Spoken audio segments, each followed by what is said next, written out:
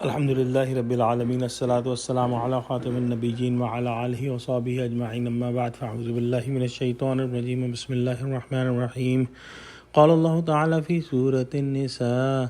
وَإِنْ أَرَدْتُمُ اسْتِبْدَالَ زَوْجٍ مَكَانَ زَوْجٍ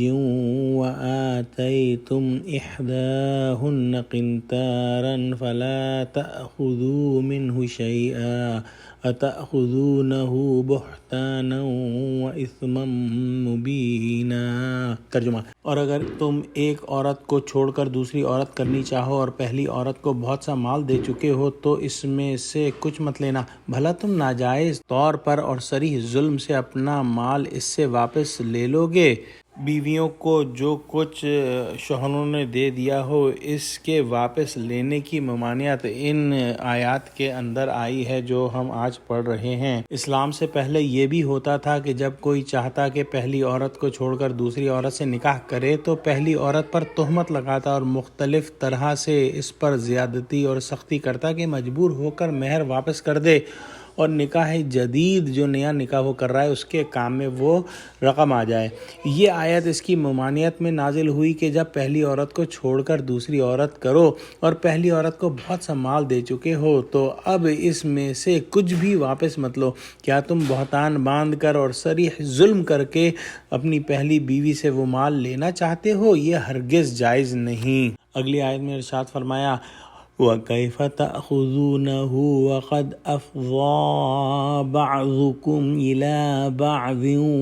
وَأَخَذْنَ مِيثَاقًا غَلِيظًا۔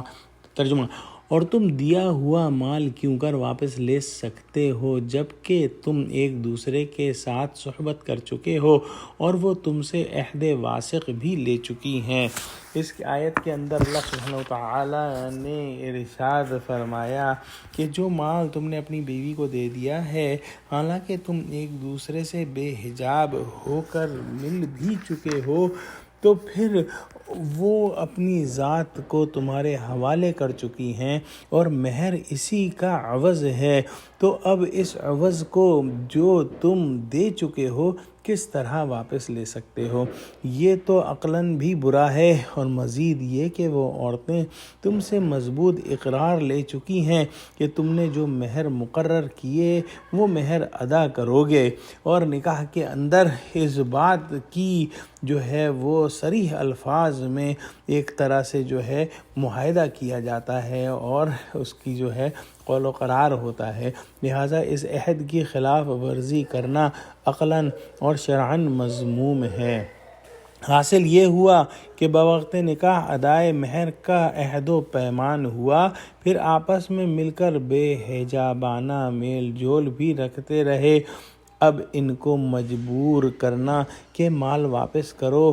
یا معاف کرو یہ سراپا ظلم ہے، اور اسلام کے اندر ظلم جو ہے وہ منع ہے، اور ان آیتوں کے اندر ہم دیکھ سکتے ہیں کہ کس طرح سے عورتوں کے حقوق کی اللہ سبحانہ وتعالی حفاظت کے اقدام ارشاد فرما رہے ہیں۔ دعا کرتے ہیں کہ اللہ ہم کو قرآن کا فہم عطا فرما، آمین۔ وآخر دعوانا الحمدللہ رب العالمین۔ السلام علیکم ورحمۃ اللہ وبرکاتہ۔